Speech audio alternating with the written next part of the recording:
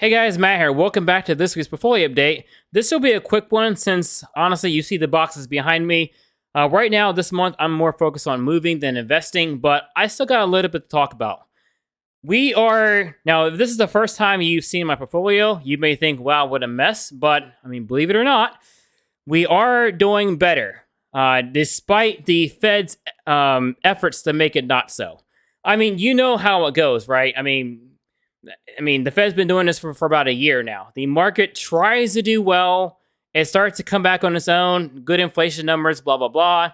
And the market goes up, and it lasts until the Fed says something else. It ruins the party. Everything goes right back to, the market deflates.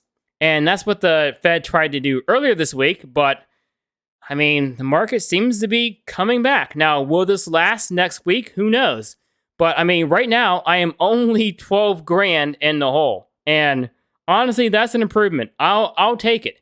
We got Gevo up 5.6% today, which is really good. FedEx doing really well. AT&T is climbing its way back up. We got VOO in the positives now. I made $56 off of it. Tapestry, man, this thing's a beast. It's still a value stock. It's still undervalued if I go to Yahoo Finance. But, gosh, I don't know, man.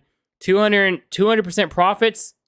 I don't know, man. I'm thinking really hard about taking profits, even though I know it's still undervalued. Now, the only stock I bought this week was Google, because, like I said, more focused on moving than investing. But yeah, I bought Google, and Google jumped up pretty massively today. Gevo and other tech stocks went up too. Meta's been going up. As a matter of fact, earlier this week, when the rest of the market was tanking thanks to the Fed, I think Google and Meta were the only ones that were still up. And the reasoning, the most likely reason is not good. And it's because Google is cutting 12,000 jobs, just like Meta is. Well, I don't know. I don't quite remember how many jobs Meta is cutting, but they're cutting a lot. And so is Google. Now, this is... it depends on how you look at it, but from a more human standpoint, it's not good. It's not good. And my heart goes out to all the people that are losing their jobs at Google, especially since correct me if I'm wrong, didn't Google hire a bunch of people just last year? So basically, this is Google's way of admitting that it just wasted everyone's time.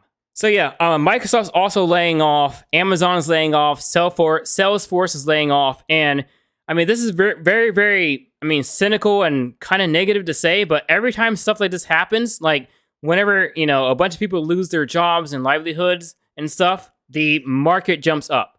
From a detached way, as far as the lifetime of Google or whatever, this is probably a good thing, reducing any unnecessary load and all that stuff.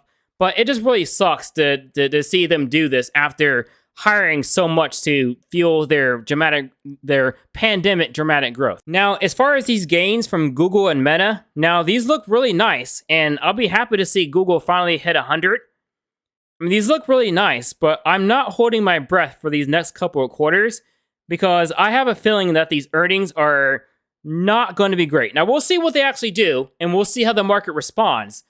But, I read in the news somewhere that Google is planning the drop. Revenue is in the early single digits as far as revenue gains, and net income is going to go down from what I read. So I am not looking too hopeful as far as these earnings. So I don't know if this rise is going to continue. But if the price drops after earnings, I'll just keep buying. But anyways, take care, have a great day, and eat your vegetables.